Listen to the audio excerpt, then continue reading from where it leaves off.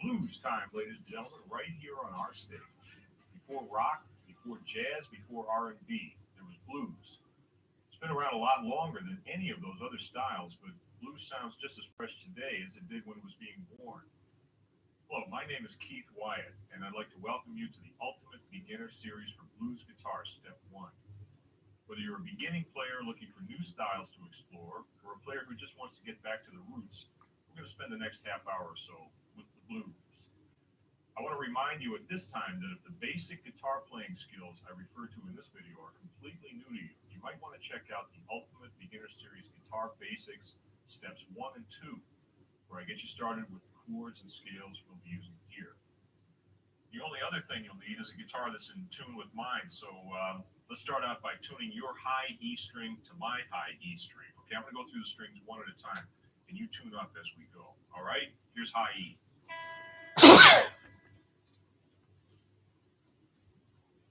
Here's B.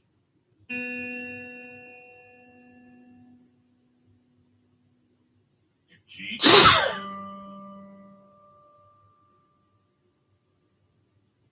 Now we'll go to D.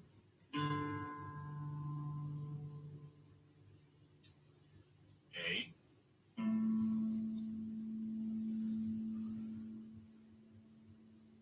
And the low E.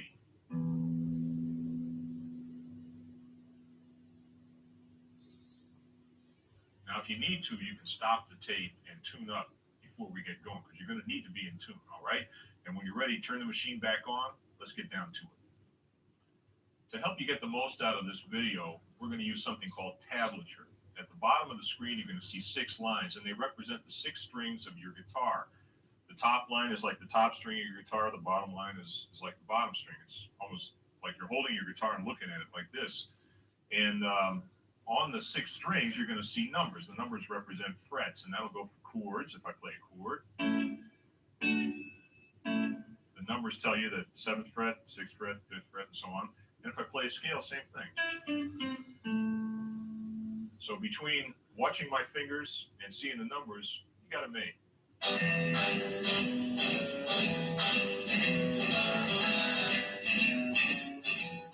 There are 3 basic elements to any style of music, and that includes blues. The 3 elements are harmony, melody, and rhythm. The place we're going to start playing blues is with the rhythm, because that's the driving force behind the style. And as you'll find out, you can play some pretty good stuff with even one note or one chord if the rhythm is right. In blues, the basic rhythm is called the 8th note triplet shuffle.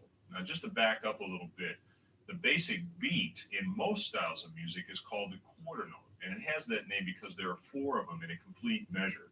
I'm going to put my guitar down here for a second so we can talk about this stuff. Now, quarter notes, you just snap your finger, clap your hand, tap your foot, and that's where you get the feel of the beat. It's a very natural thing, right?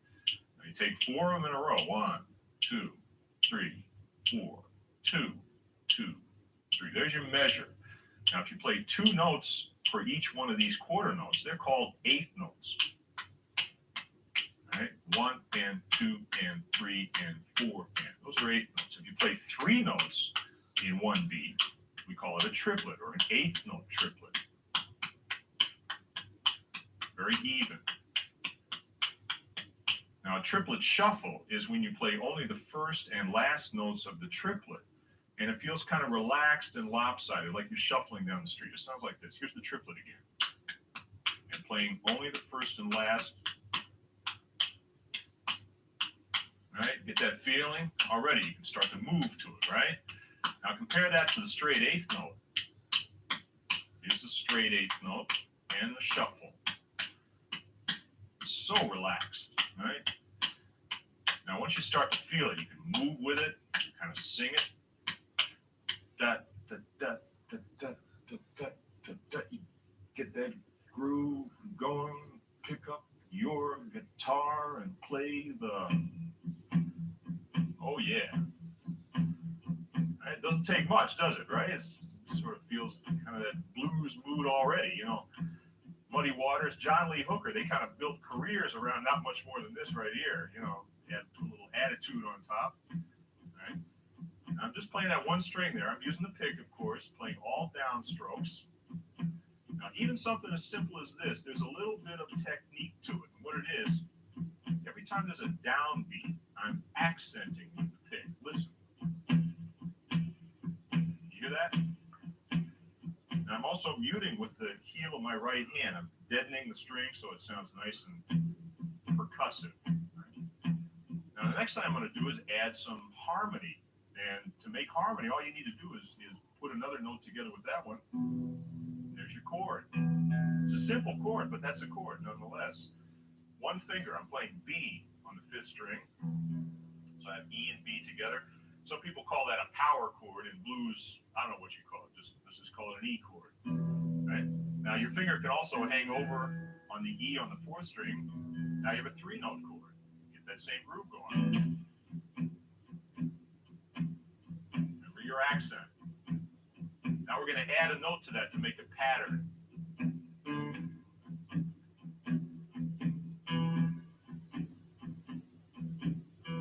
Now the note I'm adding is C sharp. It's at the 4th fret on the 5th string. In relation to the E chord itself, the root E, it's the 6th note. The B is the 5th, the C sharp is the 6th. So I'm going from the 5th to the 6th. There's my pattern. Still keep accenting in the same way. Now to make it hip, I can use a little upstroke now and again, so I can get the high E and the B there together.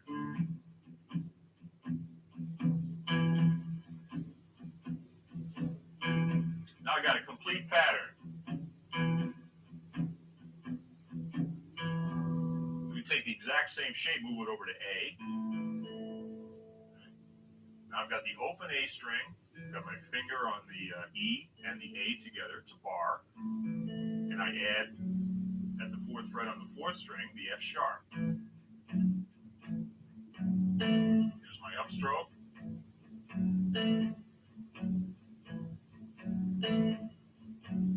Go back to E. Oh yeah.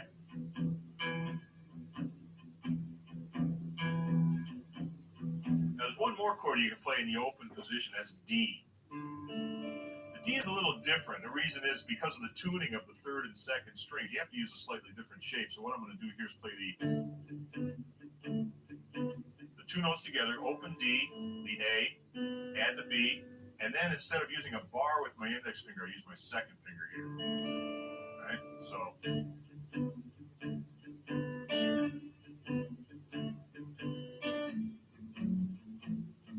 now E,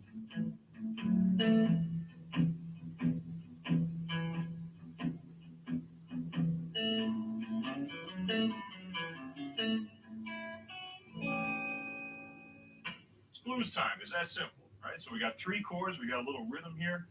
It's happening. Now, you want to play in other keys or you want to be able to move around the neck a little bit, you have to use bar chords. So we'll take those same 3 chords, A, D, and E, and move them up to 5th position. This is where most people wind up playing this most of the time anyway. Same basic principle. You get the root of the chord, the 5th of the chord, and with the 3rd finger I can bar across 2 strings. Now I have to reach up with my 4th finger. It's a little bit more of a stretch.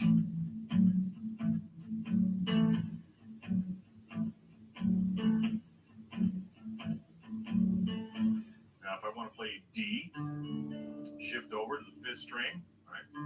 Have to be careful with the right hand now because the tendency is going to be you want to hit that low string. You don't want to do that. So you deaden the low string with the tip of your finger. My right hand is still kind of tight here. Back to A. Now E is up at the 7th position. There's the E chord. There's the added note.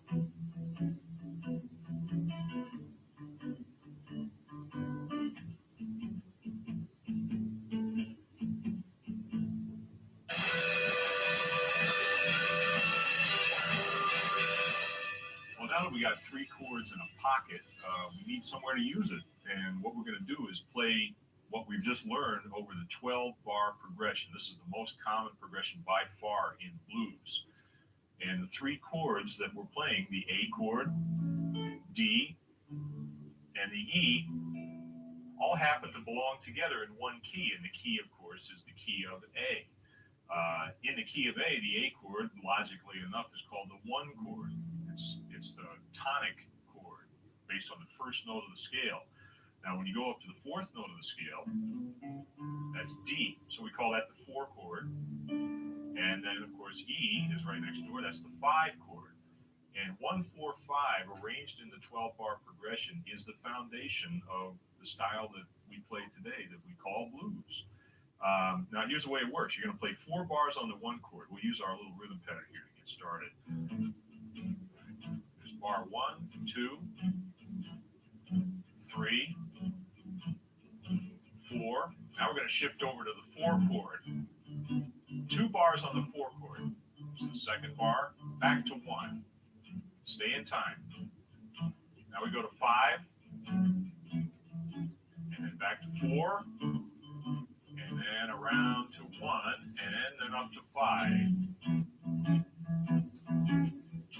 And then the whole thing starts all over again. It's an endlessly recycling progression. There are some variations that you run into, and we'll get into some of those later on in this video and in step 2.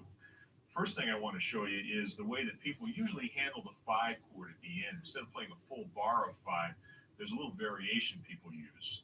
5 chord, 4 chord, here's the 1. That's the sound that you hear most often on almost every blues record. Now what I did there is I actually hang on to the 1 chord for 1 extra beat. 5, 4, and instead of a bar of 1 and a bar of 5, 1, 2, and. Right? So what I did is I hung onto the 1 chord and then slid down into the 5 chord, and this requires a new chord. Now in the beginner series, step 2, I showed you dominant chords, dominant 7th chords. Here's a 9th chord. And the reason it's called a 9th chord is it contains an extra note, which is called the 9th. And I don't want to get too far into theory land right now, so I'm just going to show you the chord and leave it at that. This is an E dominant 9th chord. You're going to see this diagram on your screen as we go here. 2nd finger on the E, 1st finger on the 4th string at the 6th fret, and then it's very simple. Your 3rd finger will bar all the top 3 strings. Got to get a lot of pressure down on the 3rd finger there, almost bend it backwards a bit to make it really work. And you want to get the highest note in there as well. So we slide down from above, F9 to E9. So once again, 5 chord, 4 chord, and here we go. 1, 2, and. Then we'll start at the top of the progression again. So that's the standard blues turnaround. Now it's called a turnaround because you're getting ready to turn around and go back to the start of the tune again, right? So it makes sense. Now we've got a groove, we've got a little chord pattern here, we've got a turnaround, we've got a 12-bar progression. Let's talk about some other ways to play rhythm. The one that I just showed you is probably the fundamental rhythm groove that guitar players have played for as long as the style's been around. But when you have more than one guitar, 2 guitars playing together, usually you'll have one guitar playing that, and then the second guitar has to do something different. Or if you're playing on a tune, you don't want to do the same thing all the time. You need some variations. So I'll show you a couple of real common variations. Now, one is to take the chord that I showed you in step 2 there, the dominant chord, big fat bar chord all across the 6 strings, and you play a little pattern. Instead of playing a constant beat, what you do is play some accents. It goes like this. 1, 2, 3, 4.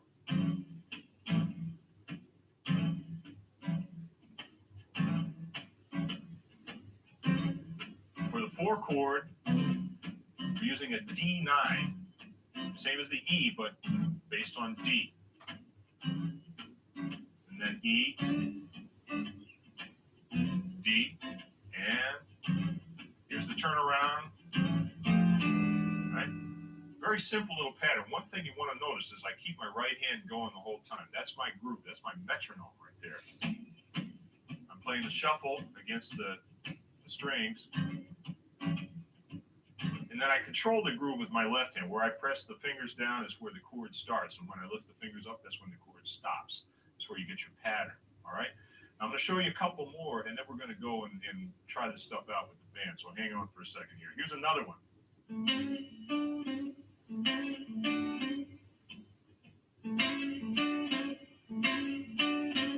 Right, now that's authentic blues rhythm phrasing right there. This is based on a lot of different players that you hear throughout the history of blues. And what I'm actually doing is starting with what looks like an A minor triad, and then hammering on with my second finger. See that move there? Right? Hold the third finger down as you do that. So you're hearing the full chord with the note hammered on. Right? Now what I do is pick the downstroke on the A, then a downstroke on the hammer-on, another downstroke on A, fold my third finger over, and then come back to the hammer-on.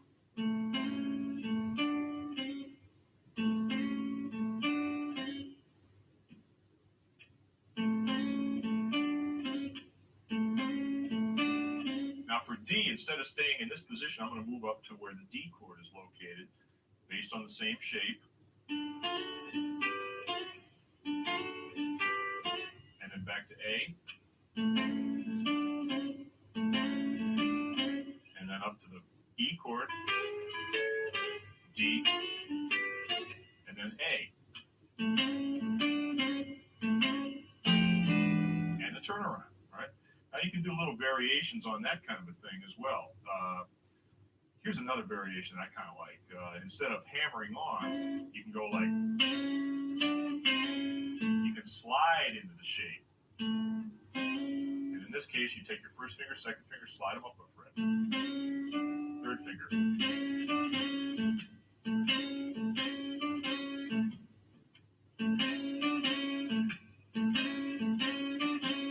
One more variation here. This is the stuff. I'm giving you the real thing right here. Check it out, right? Right, now that's a little tricky move there. You start out the same as we did already. And then you have to shift your entire hand up to the 7th position. First finger, third finger, second finger. Right? That's still an A7 chord, but it's a little bit different. And then with the third finger again, barring, and then back to that hammer on.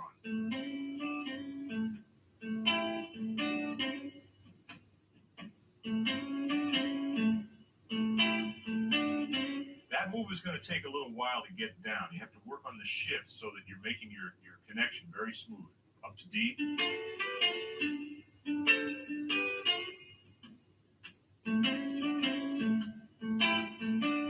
E, now we're only going to do half.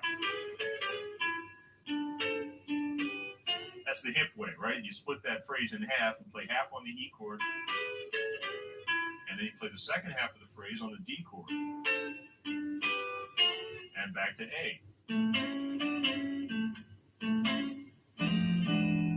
the turnaround, all right? So now in the space of a couple of minutes, you got 1, 2, 3, 4, 5 ways to play rhythm on a medium shuffle. It's happening. There's only one thing left to do. Let's go play with the band. Right now, we're going to go join Roscoe Beck and John Bishop playing the same patterns that I just showed you. And what you're going to see on the screen is me playing the basic shuffle pattern, first thing I showed you. And then, through the magic of video technology, I'm going to play along with myself and play each one of the variations that I just explained to you. And you have a choice. You can play along with me. You can play the basic part. You can try one of the other parts while I'm playing a separate part. It's up to you, really. Just have some fun with it, okay? And this will give you a chance to feel what it's like to play with a great rhythm section. All right, check it out.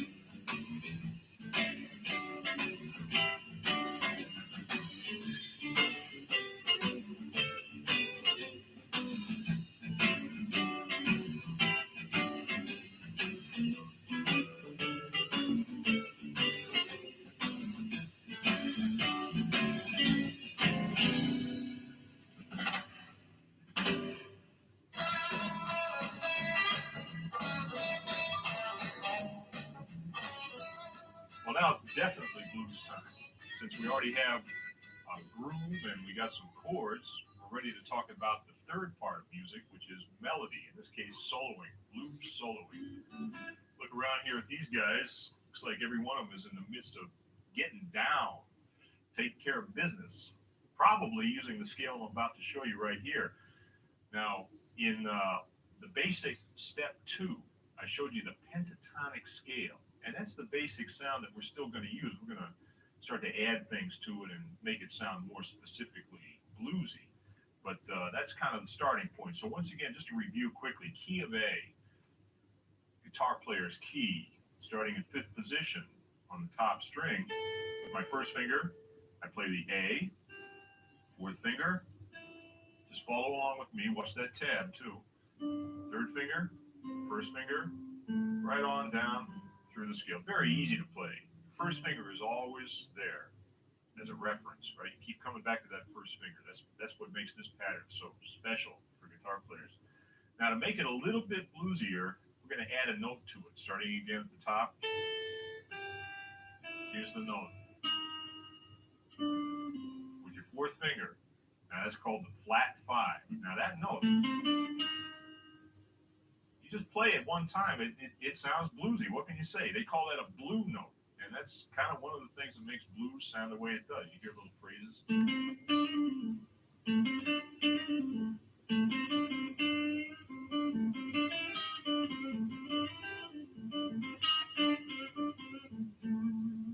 And of course, you can add it to the lower octave as well. Here's the 5th, flat 5, 4th.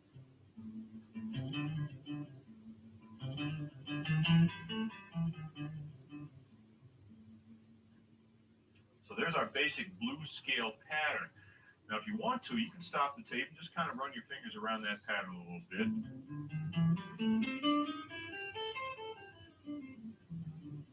Get your fingers used to the shape and get used to adding in that note because we're going to be using that a bit as we go along.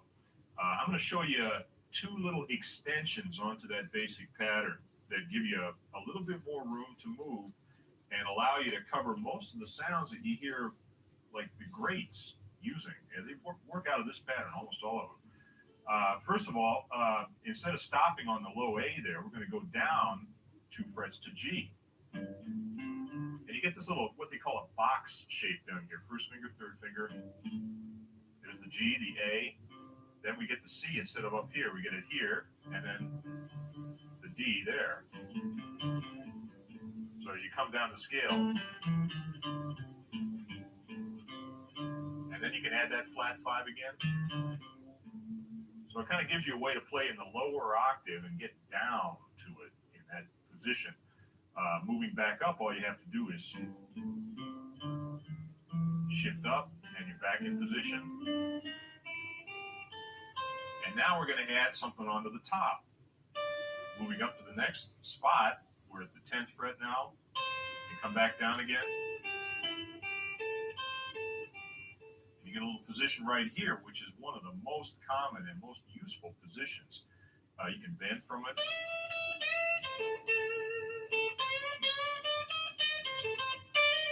Now there's that flat 5 again.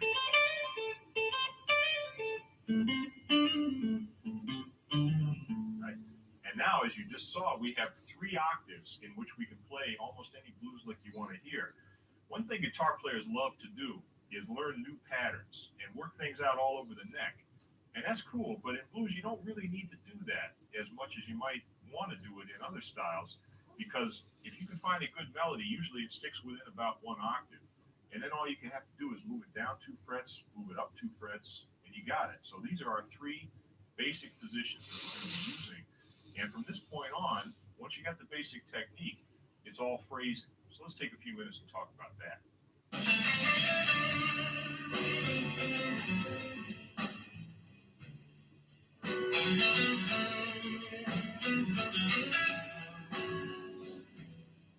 Now, the essence of blues soloing is phrasing. It's taking those few notes that we just looked at and making them sound like music. A comparison that I use a lot is between playing blues and playing a game like chess for instance. Chess is pretty simple when you think about it. There's only a couple of moves. You can memorize it in about 15 minutes. But then you can spend the rest of your life trying to figure out what to do with it, you know? It's kind of the same way with blues. You got a 5-note scale, add in that flat 5, right? And then you spend the next 20, 30, 40 years trying to figure out how to make it work, you know? That's phrasing. So phrasing, when guitar players talk about phrasing, the most common term that people use is licks. And that's a good thing, and it's also kind of a dangerous thing. We're going to talk about licks in a second. The whole point of phrasing is to make you sound more like a singer. Blues kind of was invented by singers, people singing about their lives, you know, things that were going on, important things. And when you sing something, you're going to tend to focus more on the important notes. You're not going to sing scales. You're going to sing melodies. So the whole goal of this section right here is to talk about how to get your guitar playing to sound more like you're singing. And one of the keys is to learn how to breathe, and not only what to play, but what not to play. All right. Now I mentioned licks. What is a lick? A lick is a short, rhythmic, repeatable, melodic phrase. And it's a beginning, a middle, and an ending. Now, basically, it's a couple of well-played notes with a nice rhythm. I'm going to play a lick for you right here, okay? Using the blues scale.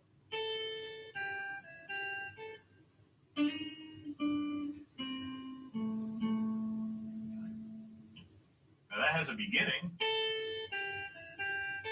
has a little pause in the middle, and then it has an ending. And it fits into the rhythm. You can kind of feel that beat. Play with me, would you?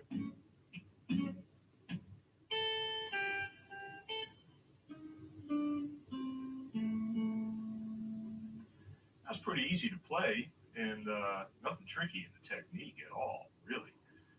But it sounds nice. Now, what is it that makes it work? Well, there's a couple of things going on there. One is the rhythm. Da, da, da, da, da, da, da, da, da. It has a nice natural feel to it. With that pause in the middle, it kind of makes it feel like you're saying something, taking a breath, and then completing the idea. That's the essence of phrasing. Also, it rhythmically fits into the groove in a nice way, right? Now, there are no real hard and fast rules about what beat to start on, what note to start on. The only way to really learn phrasing is to listen to people that know how to phrase and copy. And over time, your own style will start to come out of that, all right? But I'm going to show you some of the basic techniques that people use. First of all, back in the basic step 2, I talked about hammer-on. So this is something all guitar players use. It's a way of blending the notes together a little bit. So for instance, I'm picking every note here. And I'm using all downstrokes. In blues, as a rule, you don't have to worry too much about tricky right-hand technique. Downstrokes work most of the time. One thing I'm going to do to kind of change it a bit is, instead of picking all those notes, I'm going to pick this note, pull off, hammer on. You hear the difference? Kind of changes the way the notes flow together. Smooths it out a little bit. Now check this out. Instead of picking the flat 5, I'm going to hammer on from the 4th. I get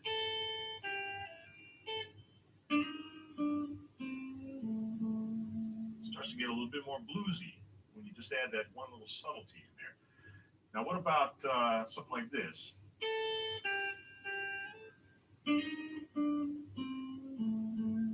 Now there, instead of hammering on, what I did was I slid from one note to the other.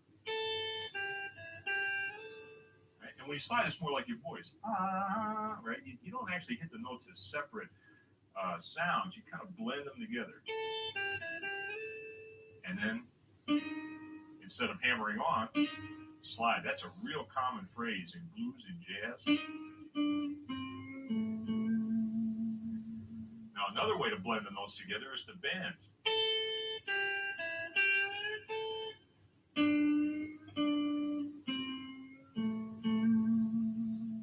Now, some of the common bends that you hear in the blues scale are bending from the the seventh up to the octave. It's probably the most common bend of all, bending from the fourth up to the fifth,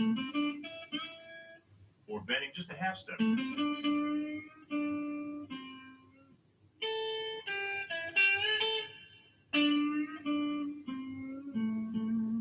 Now, bending you may not notice that I'm using a lot is this one right here.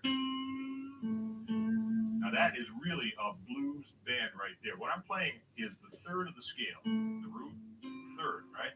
But instead of playing that note right there, I'm playing that note. Now it's not quite there. It's not there. It's halfway in between. That is the blues. That's a blue note.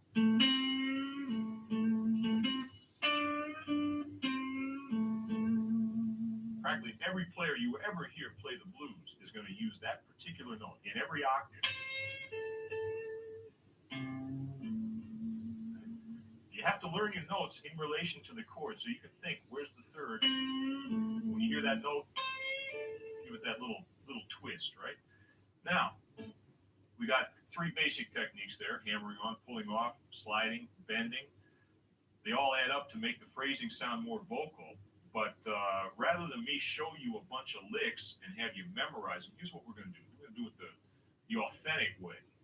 Blues players throughout history have always learned from each other by listening. You copy. You hear some record. You see somebody play. You sit down. You work on it, Try to remember what you heard. Well, you're going to see it and hear it, and I'm going to play with you. We're going to play with the band again on one chord. We don't need even a 4-chord and a 5-chord, just a single A chord, all right? And the way we're going to do it is this: call and response. I'm going to play a lick, and you're going to hear that same lick and play it back at me. And you can roll the tape back and listen to it a few times again. I'm going to use the techniques that we've been talking about here. I'll use 3 octaves and moving down again. And I'll show you some ideas that fit in those areas using those different sounds. And what we're building up to here is a style. All right, so let's go join the fellas and get down to it. Watch it now.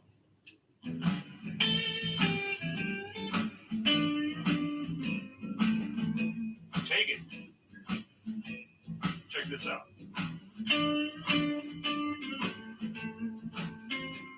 You got it. Same thing. Take it down.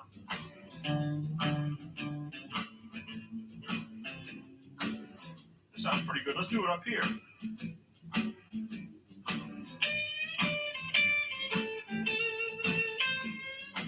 Oh, baby. How about this one?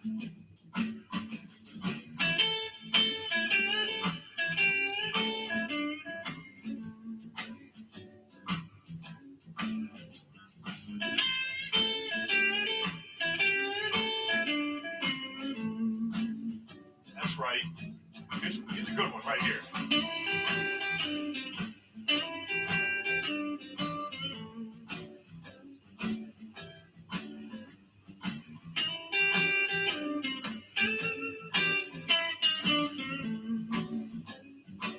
Let's go up in this spot for a second.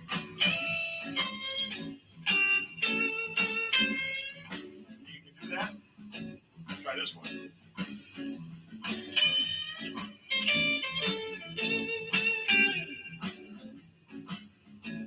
One more. Here we go.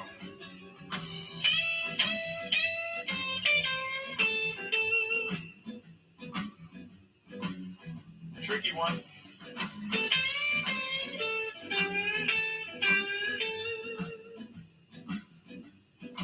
Here we go. Back to fifth.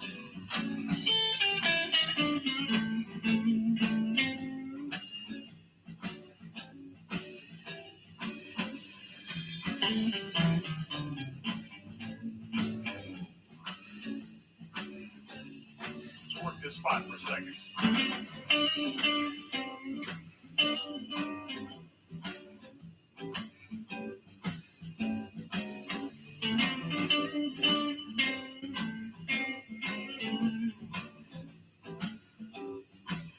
Here's a classic.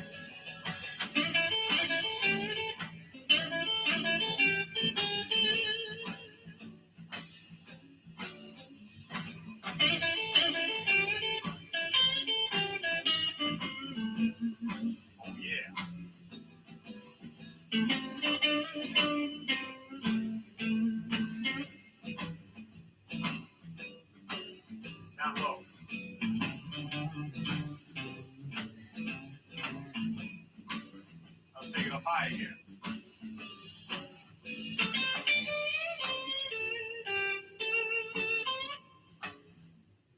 It's getting mellow now.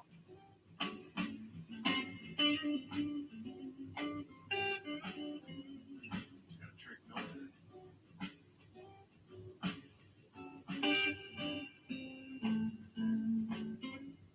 Hold that note down while you play it. Watch it.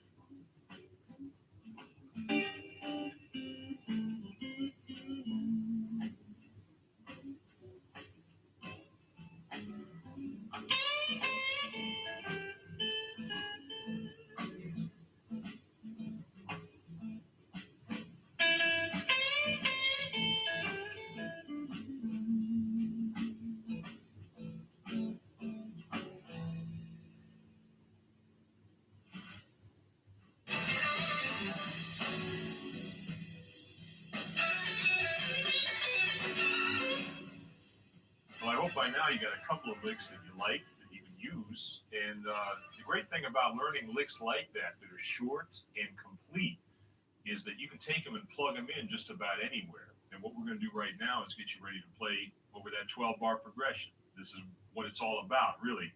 So I'm going to show you a couple different ways that you can use those licks. Now, we got the 12-bar progression we know about. We go to the 4 chord and the 5 chord. 3 different chords, but that same scale works over all 3 chords. That's the magic of the blues scale. Now, you can actually play an entire 12-bar solo using only one lick. For instance, let's say we start our tune off. Help me out by playing some rhythm here. But play the rhythm for me so you can hear how these things go. Okay, key of A. Here we go. 1, 2, 1. Here's the lick.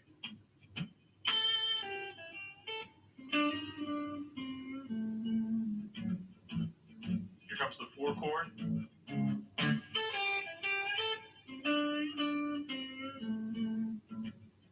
Now here comes 5.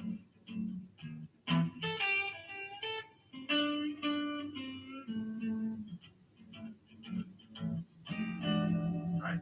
That was the same lick each time, and it works. It feels good. You know, it starts and ends in a nice place. What else do you need? Well, if you do that all the time, of course, it starts to get a little predictable. So here's another way you can do it. Use that same lick twice.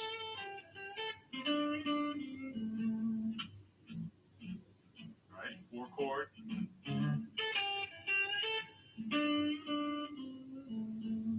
Now we're going to play a different lick.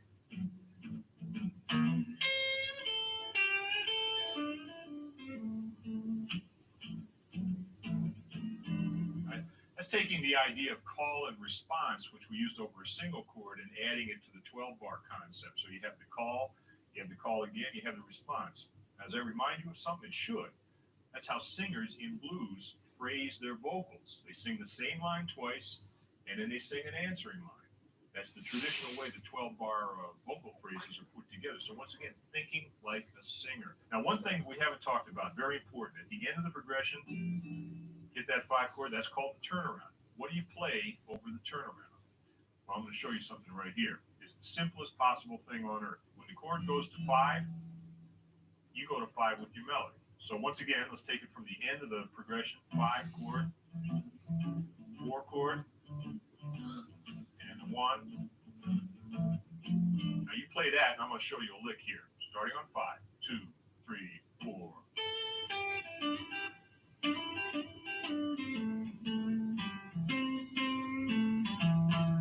Right? Now when you went, I went, what did I do? I just played the root of the 5 chord. That's the turnaround. That locks me into the sound of the band, and it makes the solo sound complete. Very important. Don't forget it.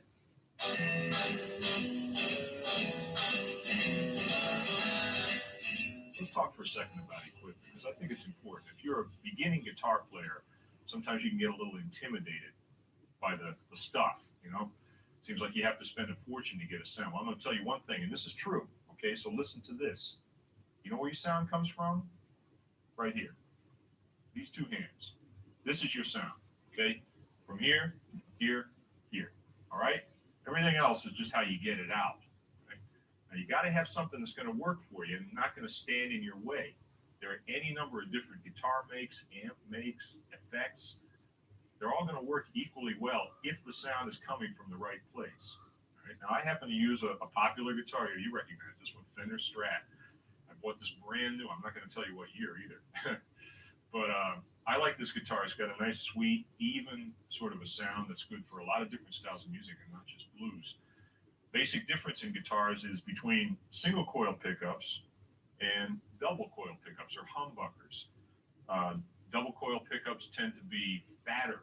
They get a little bit more distortion at a lower volume. Depending on your style, that might be the best sound for you. Or you might want a sweeter single coil sound. This is better for rhythm parts and things like that. When it comes to strings, there's kind of a controversy there. Of course, easier to bend light strings, but light strings you lose a lot of tone, and tone is so important in blues that I would ask you to go to at least a 10 on top and down to a 46 or a 52 even on the bottom. Some people use light top, heavy bottom. I use an even set of regular strings, but with a 10 on top. Some players will go even higher, but often keep in mind when a player uses a 13 or something on top, I bet most of the time they're tuned down to E flat or even to D, so that makes the action a little bit easier to play. When it comes to amplifiers, I would say the rule of thumb still to this day is that most of the time tube amps are preferable. They just have a warmer sound. So if you want to get that authentic tone, you're probably going to want to wind up with something that has tubes in it. Very important. All right, now it's time to get together with the band again and use all the techniques and the phrasing ideas we've been talking about together with the fellas. And you're going to be playing some 12-bar solos. Now remember, when you get to that 5 chord, the turnaround, just hit the root of the chord. It's E, right? Play it down here. You can play it up here. And remember what else I told you when you were playing rhythm at the end of the tune. Where do you go? You don't go to 5. You go to 1. All right. So when you play your last lick, end your last lick on the root A, and that'll make it sound finished, complete, done. Now, when you're playing blues solos, there's something you have to keep in mind. If you're going to play 2 or 3 choruses in a row, it's like you're telling a little story. And just like a lick has to have a beginning, a middle, and an end, your entire solo wants to have that same feeling. That's what makes it really work. So don't go too high, too fast. You build your momentum up gradually. You might start out low and leave lots of space. Then you start to fill in the space a little bit more, play a little bit faster, maybe play some more notes, start to go up higher and register. And also, don't forget that right hand. The right hand really contains the key to dynamics. That's loud and soft. And if you want to be intense, you don't have to play fast. You just play harder. So if you want to really go high, of course, everything we're learning right here, go up 12 frets. Same exact shape. It's a little harder to play up there because you have to kind of reacquaint your hand with the position, but that's all you really need. And there's some fabulous players, Albert Collins, among others, that are basically 2 position players. They play here, they play here, and then they take it up an octave, and that's it, right?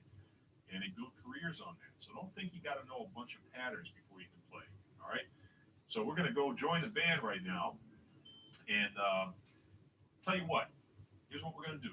I'm going to play a solo through with the band one time myself and use the same kinds of ideas that we've been talking about. Then we're going to start them up again, and it's going to be your turn. You ready? Let's do it.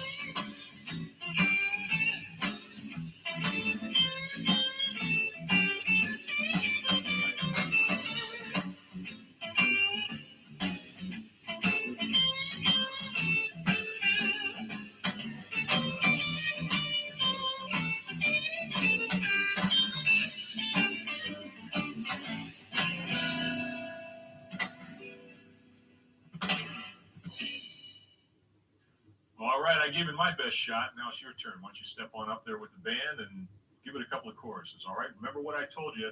Don't forget about that one chord at the end and dig in.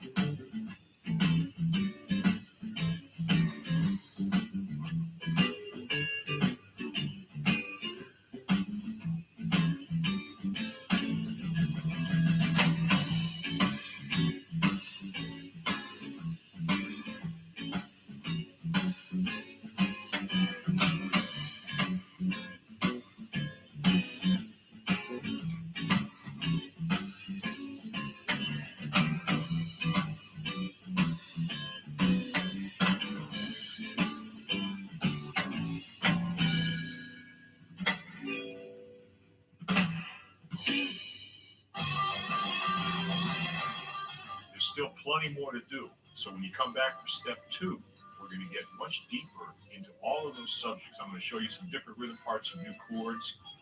We're going to slow the tempo down a little bit. That's the real deep down blues. So until then, keep on playing.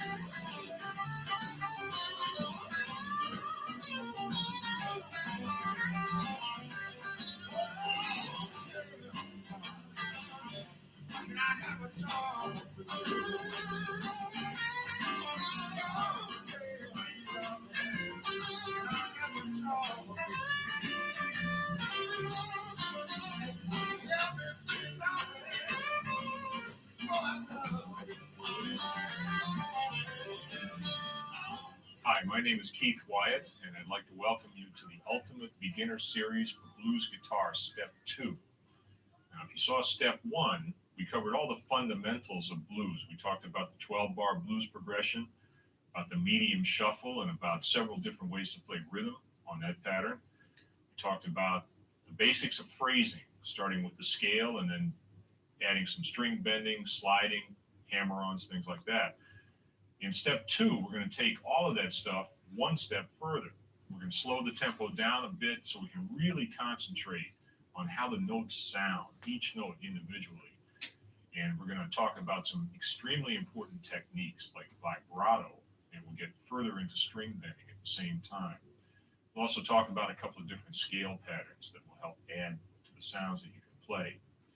Now, the only thing you need is your guitar and to be in tune with mine. So let's take a second here and tune up before we get started. All right, I'm going to play each string one at a time, and you tune up to me. Here we go, starting with the high E string. Here we go.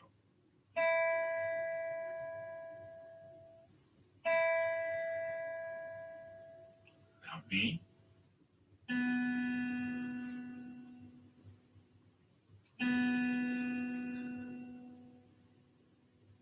G.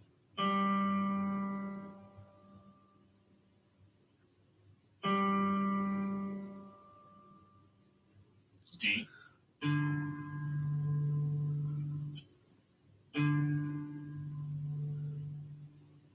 A.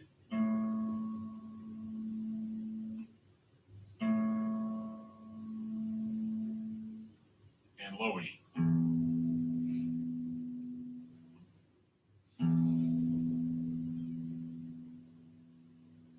get done, play a chord. See if it sounds all right.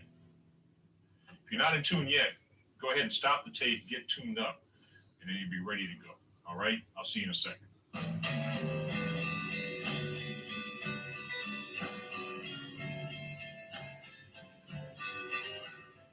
In step one, we talked about the medium shuffle, and I talked about the 12-bar chord progression. There's a couple things I want to add to that.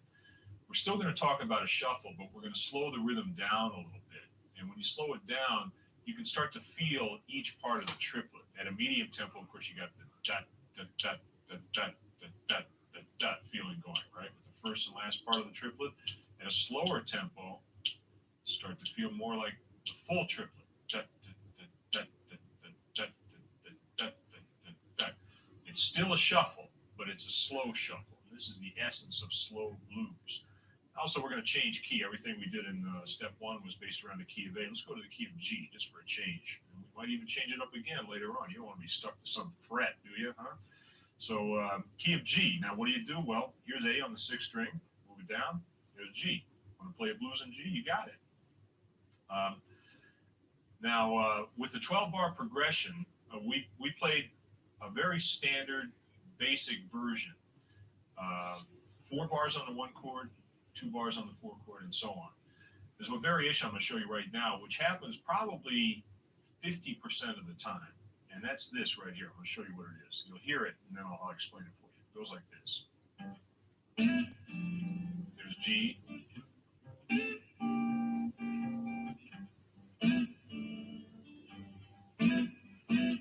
Right. Now what happened? I counted the thing off, and instead of staying 4 bars on the 1 chord, I went directly to the 4 chord in the second bar. That's called a quick change. That's what everybody calls it. So you want to know that name. Quick change means 4 chord in the second bar. Then you go right back to the 1 chord for 2 more bars. So it's still a total of 4. 1 chord, 4 chord, 1 chord, 1 chord. Then you change to the 4 chord as you did previously. 2 bars on the 4 chord, then back to 1 for 2 bars. Then you go 5, 4, 1, turnaround. That's the only thing that really changed. All right. Now, in addition to that, I'm going to show you a new rhythm pattern. So this has been around for quite a while.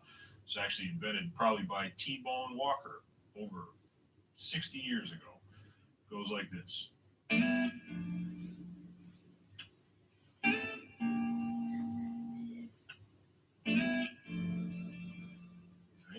Right now, it feels kind of weird because you don't know where the beat is, but I'm going to show you the shape and then show you how to plug it in. This is based around this chord right here. First of all, let's form a G major triad. And it's a familiar shape.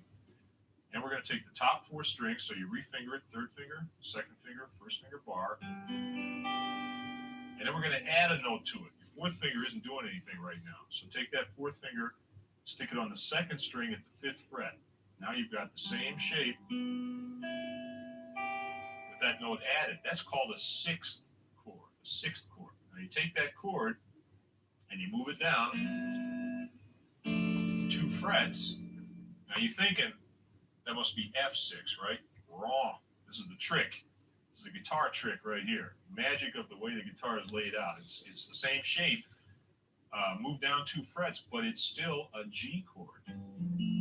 So that's actually called a G9 or a G dominant 9 chord. G6, G9. It's a very important chord. We're going to come back to this one again too. But the pattern involves sliding from there to there. Now, how do you add that to the 12-bar progression? Well, what you do is you play that little slide starting on the 2nd beat of the measure. So it goes like this. 1, 2, 3, 4, 1, 2, and 4, 1, 2, and 3, 4, 1, 2, and 3, 4. Now you got it? Play with me. Let's try C. Now you can move up. There's C. 1, 2, and 3, 4, 1, 2, and back to G. 4, 1, 2, and now up to D. Here's the D root. D6, the root's on top. Sliding down to D9. So 3, 4, 1, 2, and back to C again, and back to G.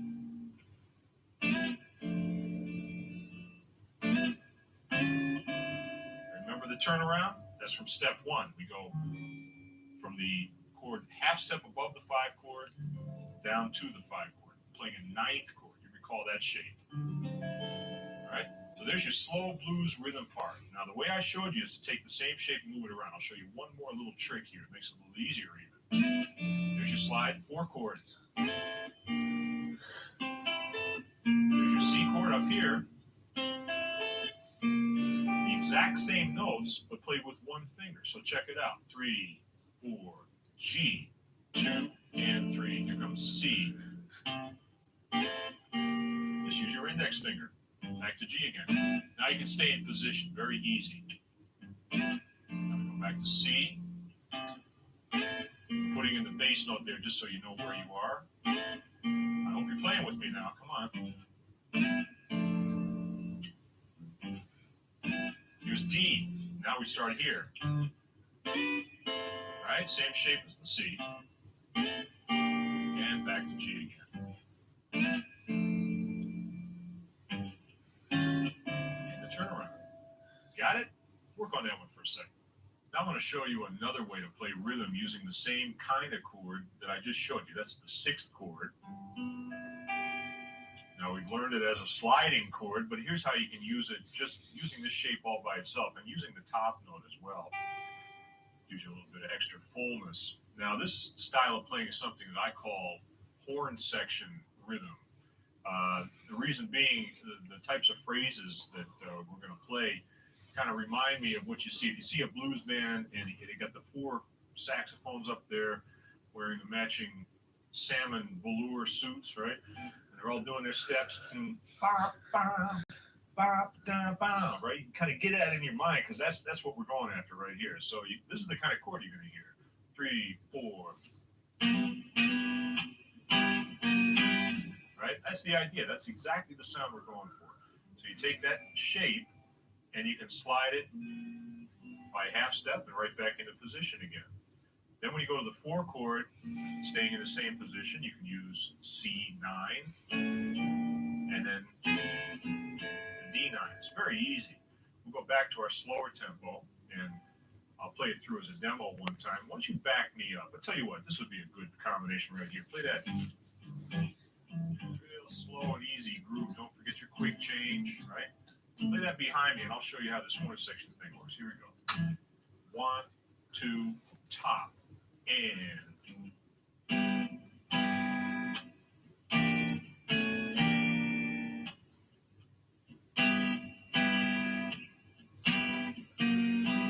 Back to 4 now.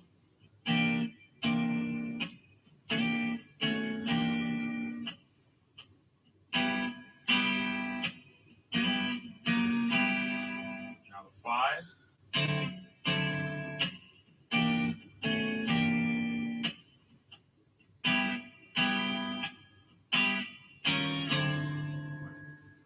See, it's really easy, and it's a nice, effective way of building the groove up a little bit. If you combine that with this one, you've got 2 different ways to play rhythm on a slow blues, in addition to all the other styles that I showed you in the previous video.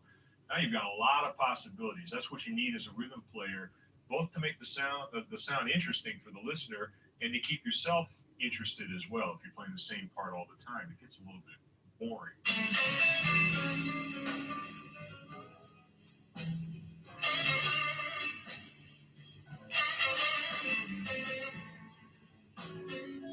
Now that we have a couple of different rhythm patterns, let's put it all back together in a 12-bar progression again. And I'm going to show you 2 more variations.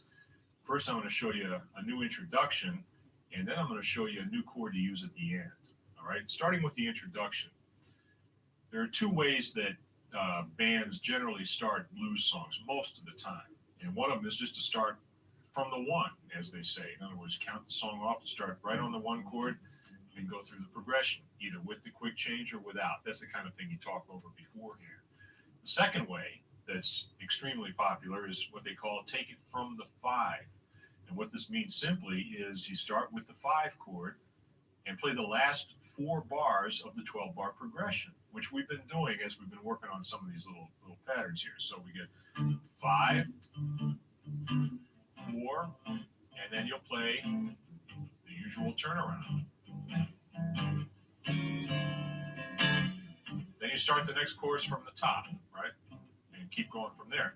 It's a nice introduction. It gives you a little variety in your arrangements, and it kind of sets the song up. So it's a good one to know. That's called From the 5.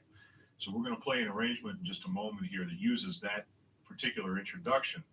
The second thing is the last chord. Now, as I mentioned in step 1, when you get to the end of a blues, it's very important that you end on the 1 chord. The timing is all the same as it is for the rest of the choruses. You go 5, 4. Now we're coming up to the end. This is the last chorus. The song's over.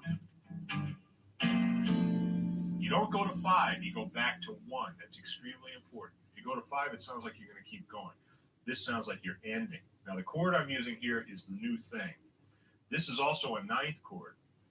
And all I've done is take the sliding chord that we learned earlier and add one more note to it. And the note is this right here. And this is called G dominant 9th. Now, the funny thing about this chord is that you look throughout the notes here, there's no G in that chord. The bass note, the root, is over here. And you're not playing it. The bass player is playing, right? So when you hear the bass player play the G and play this chord against it, you get this overall effect. I'm using my thumb here.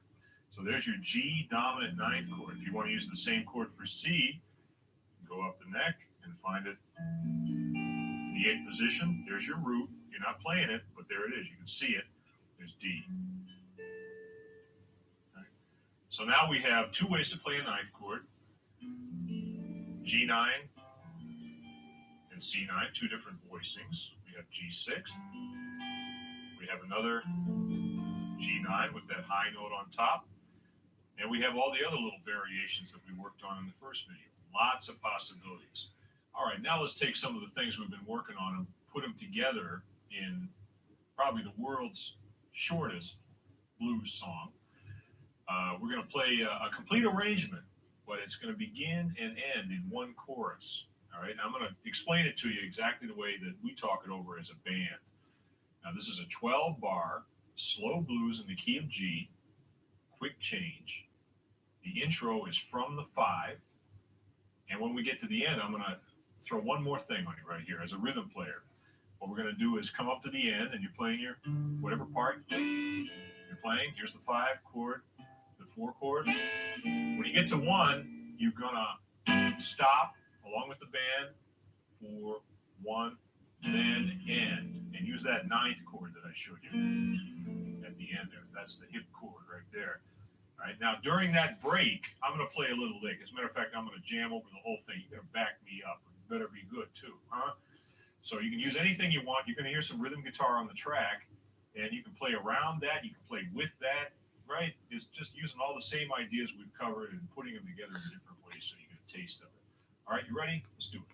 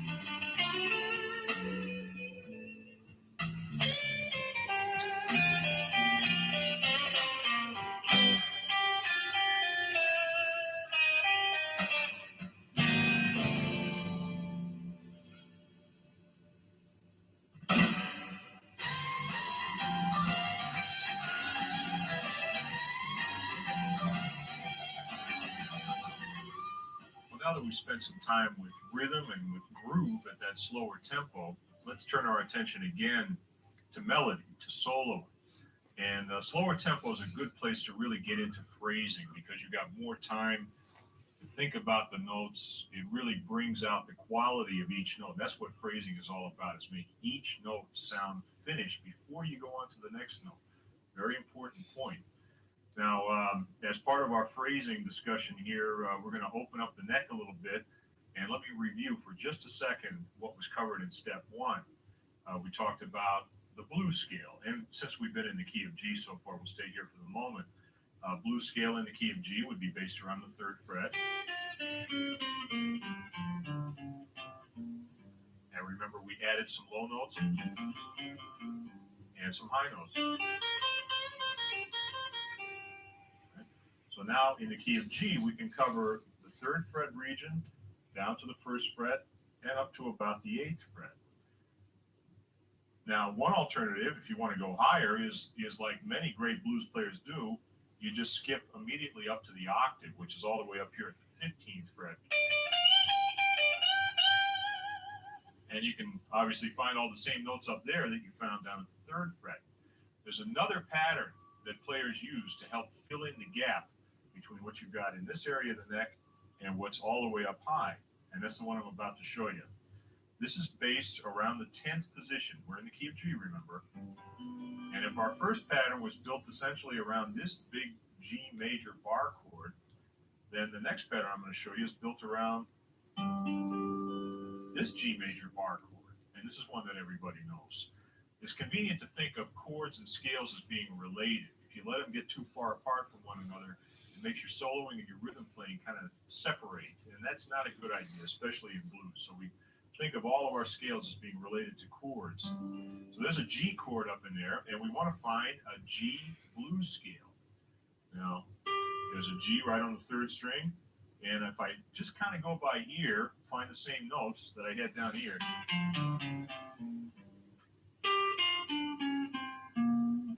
There it is. And as a matter of fact, it's precisely the same shape, moved up an octave. And now the low G is on the fifth string. And now I can add a little bit down below.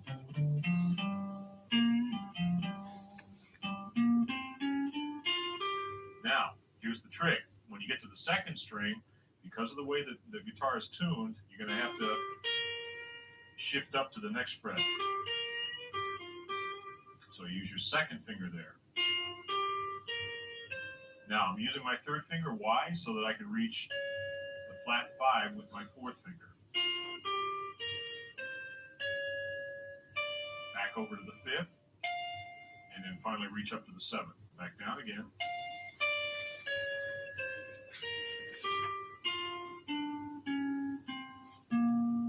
Shift.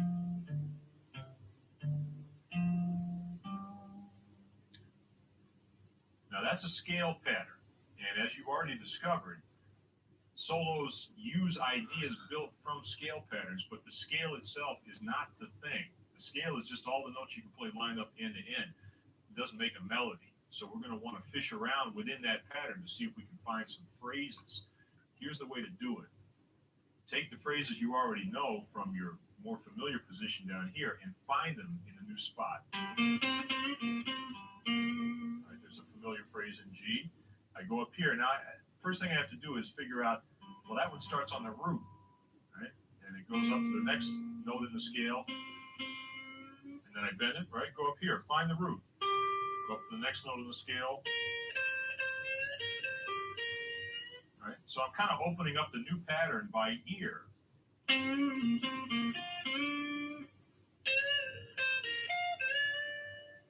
The shape is different. It's going to make your hands do different things, different combinations of fingers.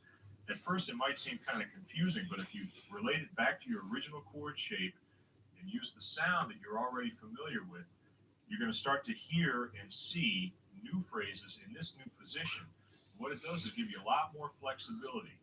You can now link together this spot on the neck to this spot, to this spot, to this spot, and you have very few open spots left.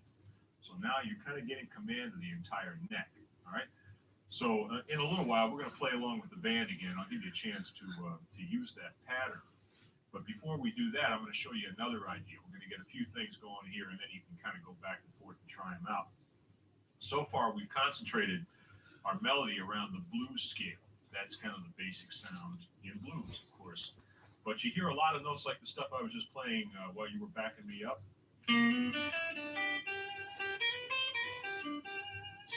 It sounds a lot sweeter, and it is, because I'm using different notes. I'm not staying strictly within the blues scale. I'm trying to get a sweeter sound by emphasizing notes that are not in the scale, but they're in the chord. Now check it out, all right? If we take a chord that we already learned here, the G6 chord. Now look at that chord and compare it to the blues scale in the same position. Now what notes are in the chord that are not in the scale? There's that note right there. There's that note right there. What's that? Major third, major sixth. So we've added two new sounds by playing the notes that are in the chord. If I want to sound like my melody matches the chord, right there I got a classic lick. It's using notes of the chord. Then I can also use the scale. So by emphasizing the notes that belong to the chord, I get a new sound added to my old sound. It's not a new scale. It's just an additional sound within the same bluesy thing that we're already working with, right? So don't freak and think you got to learn a bunch of new patterns. It's not the case. Just adding new sounds to old sounds, right? Now, here's a trick. I'm going to show you the B.B. King secret scale pattern, known only to a few. And here's how you do it right here. We're in the key of G, right? I'm going to find a new spot on the neck, one we haven't used before. Here's G on the first string. We're used to this one. Now, what about if you find G on the second string? Where is it? It's up here at the 8th fret. Now, got a little shape I'm going to use, and it's a shape you already know. We're in G, our blues scale, and we tack on the extra high notes. Remember that? Take that same exact shape, 5 notes, move it up 2 frets. Bingo. Now you got all the sweet notes. Your fingers do basically the same things, but now you're emphasizing naturally the notes that make the melody sound much sweeter. Right? So here's your G chord.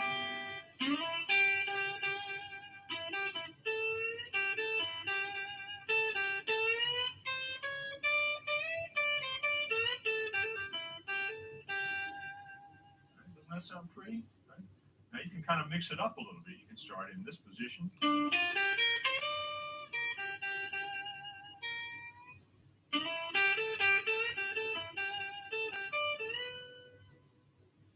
Now, by ear, I have to choose the notes, right? You can't get away from that. Your fingers are not going to do it. The fingers don't know, right? They're just going to run around, and every note's the same as far as your fingers are concerned. Your ear is what's making the choice. So as I bend the note, I have to listen. Is that the note I want? Yeah, that's it, right? If I bend it a little different, I get a whole different effect.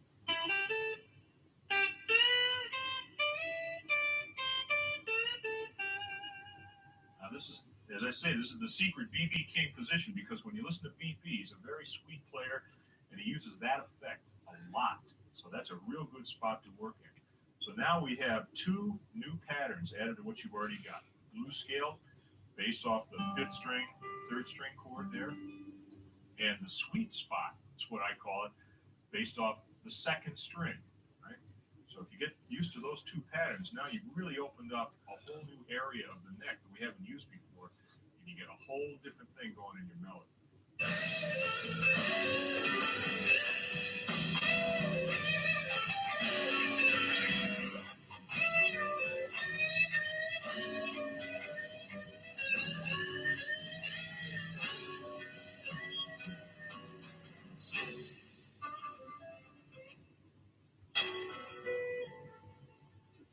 Now, before we put our new scales, new sounds to work, let's talk for just a moment about some other phrasing ideas. Remember, phrasing is the idea of taking the notes you play and making them sound as much like a singer as possible. Every time I play, here's a technique that I use without even thinking about it anymore, and that's called vibrato. Now, that's a vocal technique. That's one I've heard every singer use that I ever heard. And it's one of the techniques that might take you a while to really master, but it's worth it because it'll make your playing sound polished. It'll give you that final touch. It makes the note sound finished. Just give you a brief rundown of how it's done, and the rest of it's going to be up to you. It's a string bend. We already know how to bend strings, right? We talked about bending up a whole step. Way back in the basic guitar, step 2, I talked about using a couple of fingers and getting more strength behind the note, using your ear, trying to hear the pitch you're reaching for. Now, vibrato is just like that. I'll show you 2 ways to do it. One is if you're playing a note that's not bent. Okay, here I'm playing, well, pick a note that on the 2nd string, that's a good one. That's a G, that's at the 8th fret. All right, I'm using my 3rd finger to play the note, 2nd and 1st finger behind it. And what I'm actually doing, I'll slow it way down for you. Bending it up and down. Now it's just like a regular string bend. I'm using all 3 fingers and I'm using my wrist to kind of push it up as it gets faster and faster. At a certain point, it stops sounding like a bend. It starts to sound more like a natural kind of vibration. That's vibrato. Okay? Now the trick is it's all in the wrist. The wrist is moving up with the bend and down again, up and down. The hardest thing is to get control of that motion so it's even. It's the same width and the same speed all the time. Start out slow. You can even use a metronome, gradually speed up.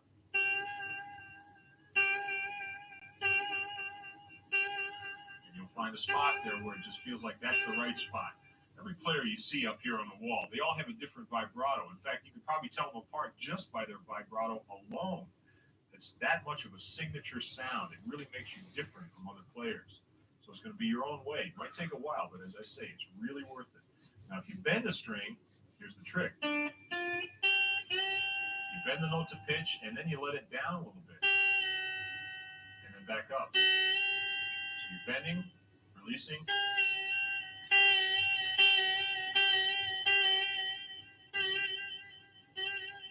And it gradually gets faster. The hardest thing about that is you're going to tend to get worn out. Your wrist will get tired. Your fingers will get tired. If you haven't developed your calluses fully yet, your fingers are going to hurt. But if you can do it unbent, then the bent version is much easier. As I say, I use it everywhere. It's a natural part of blues phrasing. Can't really live without it. Another thing is dynamics. That's loud and soft, and that's a natural thing also that you hear singers do. Most of the time I use the pick, or I'll use my fingers. I don't let go of the pick, though. If I want to use my fingers, I'll just use them with the pick still attached to my normal position.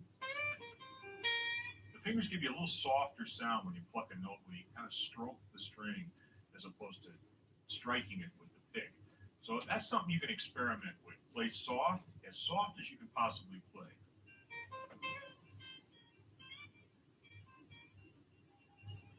And then without touching the volume knob, hit it as hard as you can. That's the range you can get. It has nothing to do with the electronics. It's all in your fingers. That's where your tone comes from. All right, now we're going to play with the band, do a little call and response like we did on the first video. We're in the key of G. It's only a G chord, one chord. And I'm going to take you through some of the stuff I've been showing you. There's a lot to cover right now. We're going to start out with some familiar stuff, our familiar position, blues scale. Maybe I'll add a sweet note or two into that position, move up the neck a bit, and then I'll go into the BB patented position up there in the 8th fret, and then we'll wind up in the 10th position playing out of the new blues scale pattern. All right? Once again, listen to me. I'm going to play a phrase. I'm going to leave a hole for you to play it back at. See how close you can get. All right? Let's do it.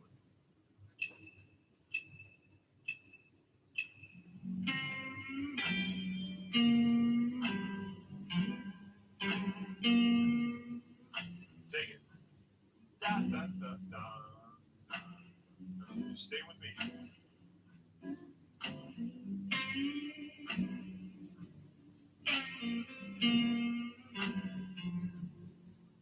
Oh, yeah.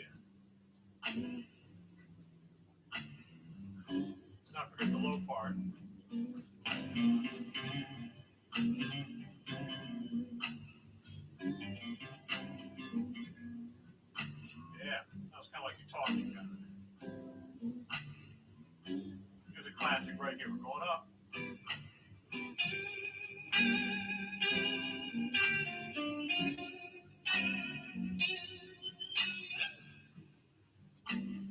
Yeah. Stay in that spot for a second.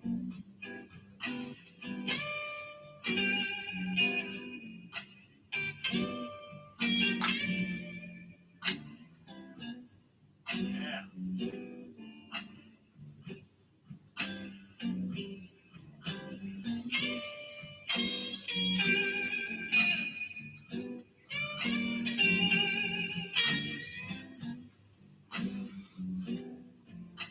Now, third position, sweet notes.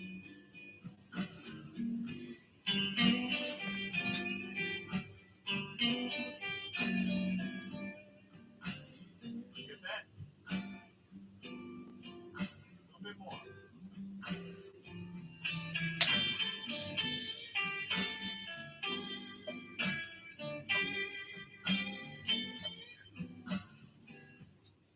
Let's try that in BB land here.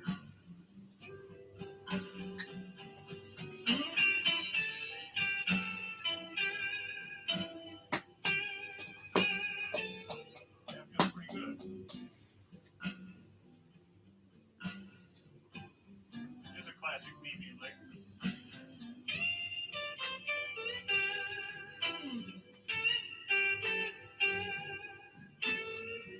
Stay right in the pocket. Let's go up to 10th position. Try that. Here we go.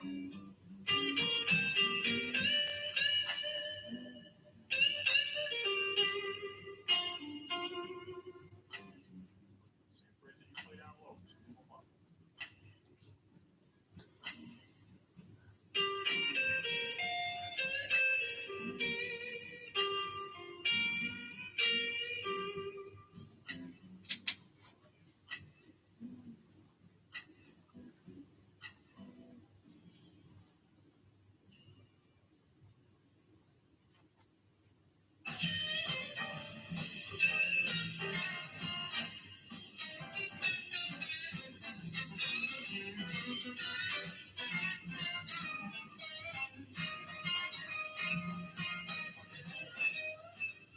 I hope you're starting to get the feel a little bit.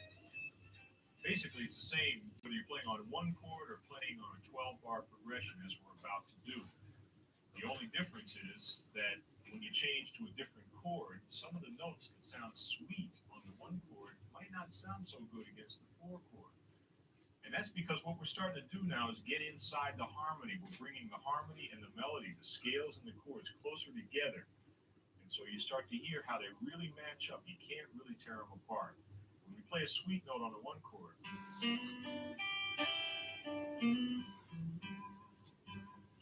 see, that's really based on that sixth chord right there.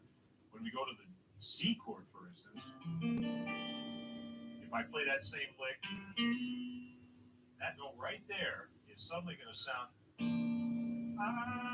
sounds a little weird. It doesn't quite work. You might have run into that already in your blues playing, where just a note sounds great over this chord, sounds terrible over that chord. How come? Well, look at the chord and look at the note, and you'll find that usually the note that sounds bad is a half step, one fret away from a chord tone, and it gets that dissonant thing happening, which you don't always want. So here's a little trick for you right here, just to get started. Now, remember, we're just getting the ball rolling here. You want to play over chords, and you want to match the sound of the notes to the sound of the chords. Use phrases that are built right off the shape of the chord.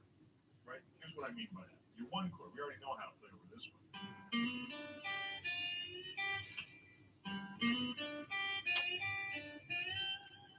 Right? Now the notes that I'm playing there come right from the triad and the seventh.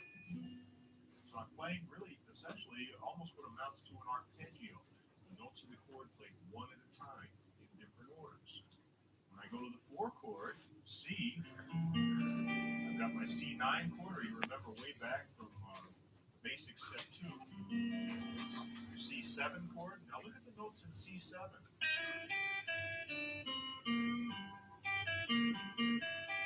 Now that could be a lick, right? Here's your one chord lick. Your four chord. Right? Check that out.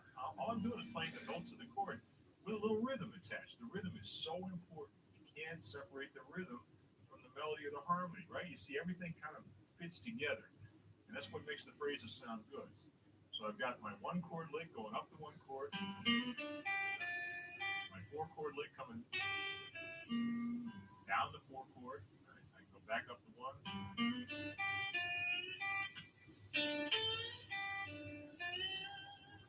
Here comes the four chord again. Same notes. Back to one.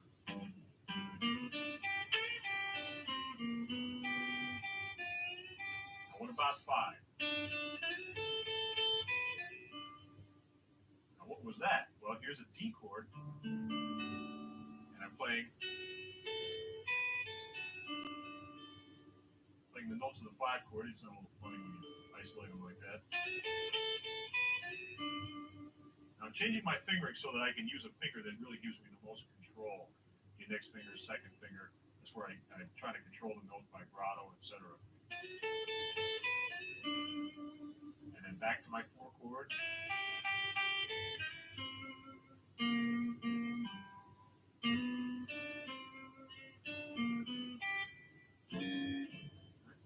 So there's a complete solo, and it's built mainly from not scales, but from chords. Chords and scales really go together. Now, for instance, the BB did a song that sounded a lot like this.